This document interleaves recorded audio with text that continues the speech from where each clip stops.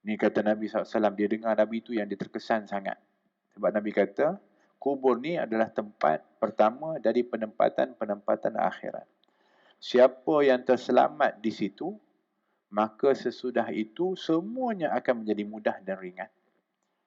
Yang menentukan yang tempat ke akhirat nanti, gambarannya adalah di kubur. Kalau dia selamat dekat kubur ni, maka setelah dibangkitkan tu akan lebih mudah.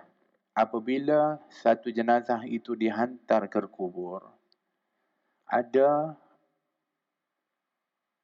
yang mengikutinya.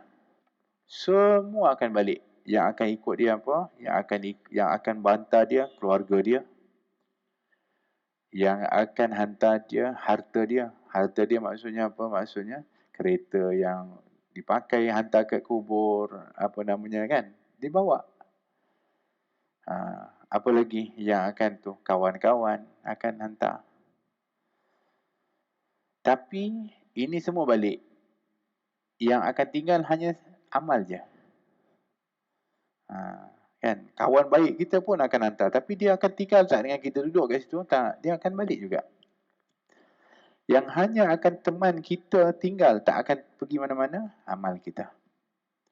Sebab tu kata seorang ulama, kerana aku tahu seperti itu, aku lebih banyak berkawan dengan amal daripada kawan dengan orang.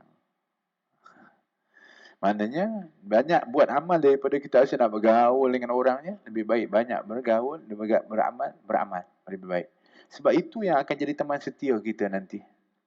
Kat dalam kubur. Masya Allah. Seperti disebutkan tadi, sembahyang, sedekah, puasa. Semua tu yang akan tenteramkan kita.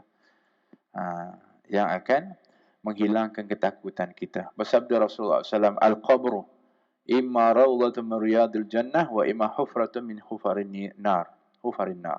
Kubur itu merupakan suatu taman dari taman syurga ataupun satu lubang dari lubang-lubang neraka.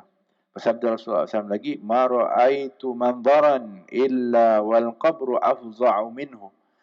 Tiada satu pemandangan yang pernah kulihat melainkan kuburlah yang paling dahsyat sekali. La ilaha illallah.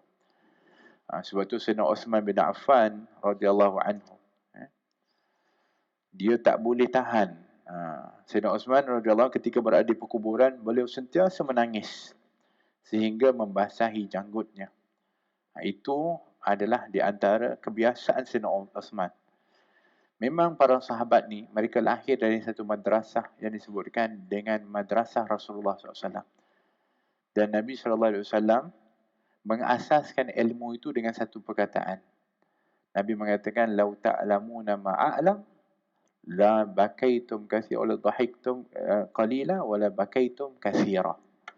Kalau kamu tahu apa yang aku tahu, maka sudah kamu sedikit ketawa dan banyak menangis. Maka itulah yang menjadi asas daripada apa yang diambil oleh para sahabat, sehingga para sahabat ni lebih banyak menangis daripada ketawa. Menangis. Sayyidina Abu Bakar. Ni semuanya sahabat-sahabat yang dah hebat-hebat yang dijamin syurga. Tapi menangis lebih banyak daripada tertawa.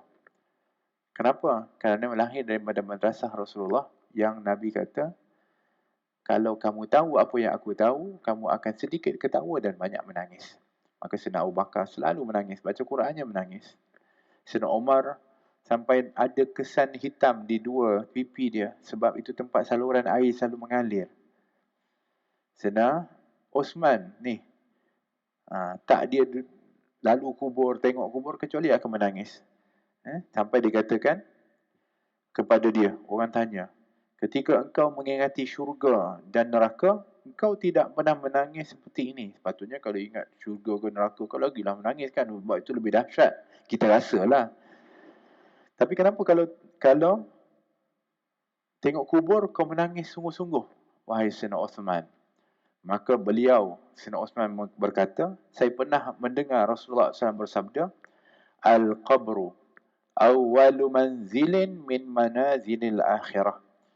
Fa inna ja minhu sahibuhu fama ba'dahu aisaru minhu wa illam yanju minhu fama ba'dahu ashaddu minhu. kubur itu merupakan tempat pertama dari penempatan-penempatan akhirat. Ni kata Nabi SAW, dia dengar Nabi itu yang dia terkesan sangat. Sebab Nabi kata, kubur ni adalah tempat pertama dari penempatan-penempatan akhirat. Siapa yang terselamat di situ, maka sesudah itu semuanya akan menjadi mudah dan ringan. Yang menentukan yang tempat ke akhirat nanti, gambarannya adalah di kubur. Kalau dia selamat dekat kubur ni, maka setelah dibangkitkan tu akan lebih mudah. Tetapi siapa yang terkulai, yakni yang gagal dalam kubur nanti, maka sesudah itu akan menjadi lebih berat dan dahsyat.